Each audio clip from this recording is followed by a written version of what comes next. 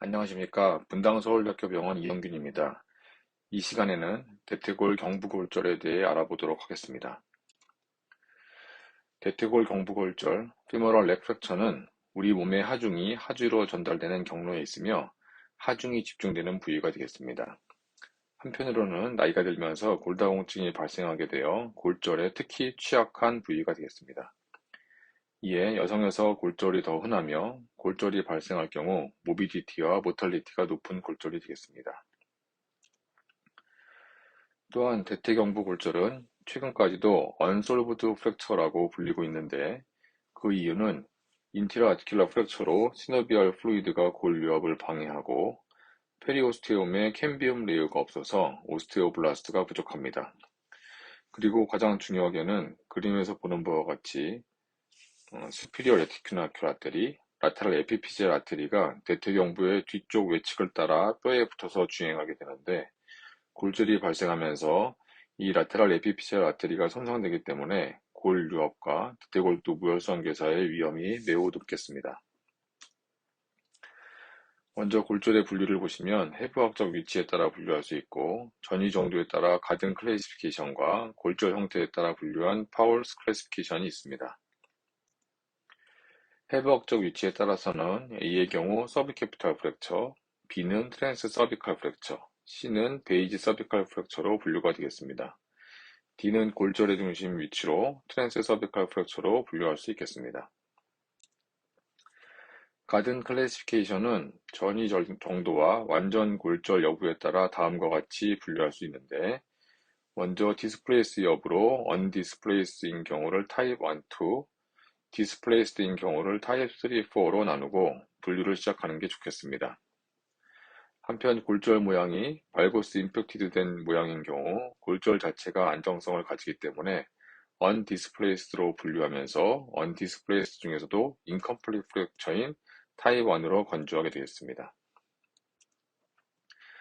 가든 클래시피케이션이 기본적으로 가장 많이 사용되며 예후를 예측하는 데 유용하므로 자세히 살펴보도록 하겠습니다. 가든 타입 1은 undisplaced incomplete fracture로서 발고스 임팩티드 프랙처까지 포함하게 되겠습니다. 인피리어 코티칼 버트레스가 그린스틱 프랙처처럼 프록시마 프래그먼트가 라테랄 쪽으로 돌아가면서 발고스 임팩티드 되는 양상을 띠게 되겠습니다. 가든 타입 2는 undisplaced complete fracture로 인피리어 코티칼 버트레스가 끊어지지만 디스플레이스는 없는 경우입니다. 가든 타입 3는 complete fracture이면서 부분 전이가 있는 경우가 되겠습니다. 대퇴경부와 대퇴골두에 부분적인 접촉이 있으면서 타입 4와의 감별점으로는 대퇴골두와 비구측의 트라베큘라 패턴이 일치하지 않는 것으로 구분하기도 합니다. 트라베큘라 패턴이 일치하지 않게 되는 이유로 언급되는 것이 바로 대퇴경부를 둘러싸면서 대퇴골두와 대퇴경부를 연결하는 화이트 브레크 레티나큘럼이 끊어지지 않고 인텍트하기 때문에 디스탈 파트가 전이될 경우 힌지 이펙트로 대퇴골두를 끌어잡아 당겨서 대퇴골두의 트라베큘라 패턴과 비구의 트라베큘라 패턴이 일치하지 않게 됩니다. 이론적으로 인텍트한 이 레티나큘럼을 기준으로 클로즈 리덕션이 가능한 경우가 되겠습니다. 가든 타입 4는 완전 전이를 동반한 컴플리트 프랙처가 되겠으며 레티나큘럼까지 모두 끊어져서 프록시멀 파트와 디스탈 파트 사이에 연결이 전혀 없는 경우가 되겠습니다. 가든 클래시피케이션이 중요한 이유는 예후를 예측하는 데 유용하기 때문입니다. 즉 타입 4로 갈수록 라테랄 에피피젤 아테리의 손상의 가능성이 커지고 내고정을 할 경우 대퇴골두 무혈성 괴사 위험이 증가하게 되므로 내고정을 할지 인공관절 치환술을 할지 치료 방침을 정하는 데 있어서 중요하겠습니다. 그리고 가든 클래시피케이션에는 포함되어 있지 않지만 최근에 대퇴경부골절의 예후를 예측하는 요인으로 포스테리어 틸트 앵글이 언급되고 있습니다. 사진 2에서 보는 바와 같이 대퇴경부의 축과 대퇴골두의 중심을 이용해서 측정할 수 있는 각도로 근이후 대퇴골두가 얼마나 포스테리어로 틸팅되어 있는지를 평가할 수 있으며 15도 내지 20도 이상 포스테리어로 틸팅될 경우 고정 실패의 위험이 증가하는 것으로 알려져 있습니다. 다음은 골절 양상에 따른 파울스 클래시피케이션입니다. 골절선이 골절선의 방향이 수평면과 30도 미만인 경우를 타입 1, 30도에서 50도 사이일 경우를 타입 2, 50도 이상일 경우를 타입 3로 구분하고 있는데, 이는 골절선의 방향이 수평에 가까울수록 골절면에 가해지는 힘이 골절 치유를 촉진할 수 있는 압박력으로 작용할 수 있는데 반해서, 골절선의 방향이 수직에 가까울수록 내고정 이후에도 골절면을 전이시키는 시어링 포스로 작용하게 되기 때문에 내고정 시 어떠한 골정물을 선택할지 결정하는데 중요해서 고려해야 하는 상황이 되고 있습니다. 대퇴경부 골절의 치료는 마취를 할 수 없거나 수술이 이득이 되지 않는 연명이 얼마 안 남은 경우를 제외하고는 거의 대부분에서 수술적 치료를 필요로 하게 되겠습니다. 사진에서 보는 바와 같이 골절 자체로 안전성을 가지는 발거스 임팩티드 피모넥 프랙처의 경우에도 시간이 지나면서 결국 사진에서 보는 바와 같이 30% 이상에서 결국 전이골절로 바뀌게 되기 때문에 진단을 하게 되면 조기에 수술적 치료를 필요로 하겠습니다. 수술 종류는 크게 내고정술과 인공관절 치환술로 나눌 수 있고, 내고정 시 사용되는 기구로는 멀티플 캐뉼레이티드 스크류, 컴프레션 힙 스크류, 그리고 최근에 소개되는 휴머럴 렉 시스템 등을 사용할 수 있겠습니다. 넌 디스플레이스드 프랙처인 가든 타입 1, 2에서 대개의 경우에는 인사이트 상태의 픽세이션을 시행하며 술자에 따라 드물게 도수 정복 후 내고정을 하기도 합니다. 헤드가 이미 넌 바이어블 하거나 포스트렛 틸트가 20도 이상으로 고정 실패 위험이 높아서 살리기 어려운 경우에는 처음부터 인공관절을 고려할 수도 있겠습니다. 픽세이션 디바이스로는 전통적으로 멀티플 캐뉼레이터 스크류를 리버스 트라이앵글 시업으로 고정하는 방법이 사용되었으며, 최근에는 픽스드 앵글 디바이스인 컴프레션 힙 스크류나 피모럴 렉 시스템의 이용이 주목받고 있으며 사용되고 있습니다. 멀티플 캐뉼레이터 스크류를 사용할 경우 리버스 트라이앵글 쉐입을 삽입하게 되는데, 보통 인피리어 스크류, 포스테리어 스크류, 안테리어 스크류 순으로 삽입하게 되며, 포스테리어 스크류를 박을 때 가이드 핀의 경우 인, 아웃, 인으로 삽입될 경우에도 수술장의 플로로스코피를 통해서 이를 알아내기가 어려운 상황이 많기 때문에 가능하면 너무 포스테리어 수피리어에 삽입되지 않도록 주의해야 하겠습니다. 픽스드 앵글 디바이스가 주목받게 된 이유를 설명드리면, 파월스 타입 3 골절의 경우 멀티플 캐뉼레이터 스크류만으로 고정할 경우에 시어링 포스에 저항할 수가 없는 한계가 있어서 실제로도 넌 유니언이나 대퇴골도 무혈성 괴사가 이런 멀티플 캐뉼레이터 스크류를 사용할 경우에 더 많이 발생하는 것을 알 수가 있었습니다. 그래서 파월스 타입 3 골절의 경우에는 이러한 시어링 포스를 견디기 위해 버티컬 방향의 포스를 견딜 수 있는 컴프레션 힙스크류나 스테플러 메디얼 네일 같은 소위 얘기하는 픽스드 앵글 디바이스가 권고되고 있습니다. 가든 타입 3, 4의 경우 라테럴 에피피지 아테리의 손상 가능성이 높아 분류업이나 대퇴골두 무혈성 결사의 발생 가능성이 높아서 처음부터 인공관절 수술을 하는 경우가 많으며, 여명이 길게 된 젊은 환자의 경우에는 정복술 후 내고정을 시도하게 되기도 합니다.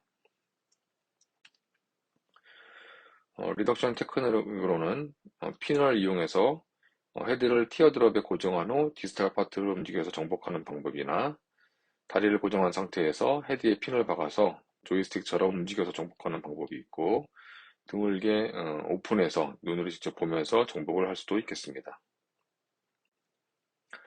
정복이 잘 되었는지 평가하는 방법으로는 가든 얼라이먼트 인덱스라고 하여 AP뷰에서 메디알 코텍스와 프라이머리 컴프레션 트라베큘러가 이루는 각도, 그리고 라테랄 뷰에서 넥엑시스와 프라이머리 컴프레션 트라베큘러의 각도로 평가할 수가 있습니다. 정복 후에 코티칼 본의 컨터를 평가해서 로에스 S라인이 회복되었는지를 통해서도 평가할 수가 있겠습니다. 치료 방침을 요약해보면, 가든 클래시피케이션에서 타입이 올라갈수록 분류압이나 대퇴골두 무혈성의 위험이 증가하는 한편, 나이가 증가할수록 골질이 약하고 골다공증 등의 이유로 비슷하게 고정 실패나 분류압의 가능성이 증가하게 됩니다. 하지만 한편 나이가 적을수록 기대 수명이 점차 증가하기 때문에, 그리고 또한 인공관절이 영구적인 것은 아니기 때문에 나이가 젊을수록 관절을 보존한다는 측면에서 전이가 되어 있다 하더라도 뇌고정을 시도하는 것이 합리적인 방법이 되겠습니다. 어느 나이를 기준으로 전이된 골절에서도 뇌고정술을 시행해야 하느냐에 대해서는 논란의 여지가 있을 수가 있는데, 다음에 몇몇 가이드라인을 살펴보면 대충 짐작할 수가 있을 것 같습니다. 먼저 라고드의 2009년 판에서는 전이된 대퇴경부 골절에서도 60세 미만에서는 뇌고정술을 권고하고 있었습니다. 2014년 편에서도 비슷하게 전이된 대퇴경부 골절에서 60세 미만에서는 뇌고정술을 권고하고 있었는데, 2019년 판에 와서는 전이된 경우에 뇌고정술을 권고하는 것이 40세 미만으로 기준이 조금 더 젊어졌으며, 그 경우에 그 40세 이상에서는 경우에 따라 인공관절을 할 수 있다고 권고하고 있었습니다. 미국의 AAOS 가이드라는 경우에도 2006년에 60세 미만에서는 뇌고정술을 권고하였던 것이 2009년에는 이 기준이 피지올로직 에이지 65세로 기준이 바뀌었다가 2020년 가이드라인에서는 넌 디스플레이스드인 경우에도 80세 이상인 경우에는 뇌고정술이 아닌 인공관절을 권고하고 있습니다. 이는 아마도 인공관절 치료술의 임상 결과가 과거보다 최근에 오면서 좋아지면서 전이된 경우에도 좀 더 젊은 연령에서도 인공관절 치환술을 사용하는 것이 반영된 것으로 보입니다. 실제로 미국에서도 디스플레이스드 피모네 프랙처의 경우 40대, 50대 젊은 연령대 환자에서 인공관절술을 받는 그 퍼센티지가 점차 증가하고 있는 것을 알 수 있습니다. 우리나라에서도 50대, 65세 이상, 80세 이상 고령으로 올라갈수록 이 피모네 프랙처에서 인공관절을 받게 되는 그 비중이 점차 늘어나고 있는 추세를 확인할 수가 있습니다.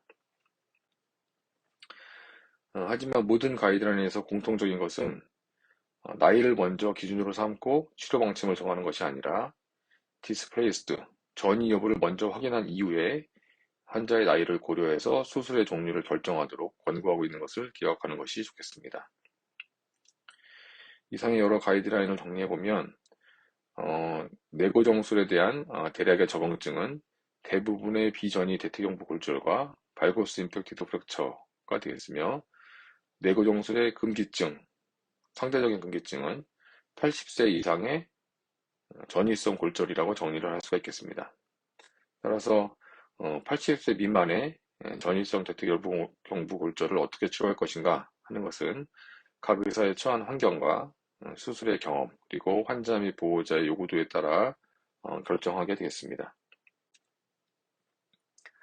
인공관절 수술을 할지 뇌고정술을 할지 결정할 때 또 한 가지 고려해야 되는 상황이 수술 후 재수술이 발생하게 되는 위험도입니다. 뇌고정 수술을 할 경우 재수술이 필요한 경우가 적게는 8%에서 많게는 27%까지 또 필요하다고 하니까 이에 대해서도 고려를 해야 되겠습니다. 인공관절 수술은 수술 시간이 길고 출혈도 많고 수술 후 감염이나 탈구의 위험성이 있으며 비용이 더 비싼 단점이 있는 반면에, 뇌고정 수술 이후에는 바로스 콜랩스, 그다음에 로스 오브 픽세이션, 대퇴골두 불혈성 의사 등으로 인해서 재수술이 필요한 경우가 있겠습니다. 그리고 드릴홀을 너무 많이 만들거나 레서 트로켄터보다 하방에 위치시킬 경우에 서브 트로켄터 리프렉처가 발생할 수가 있겠습니다.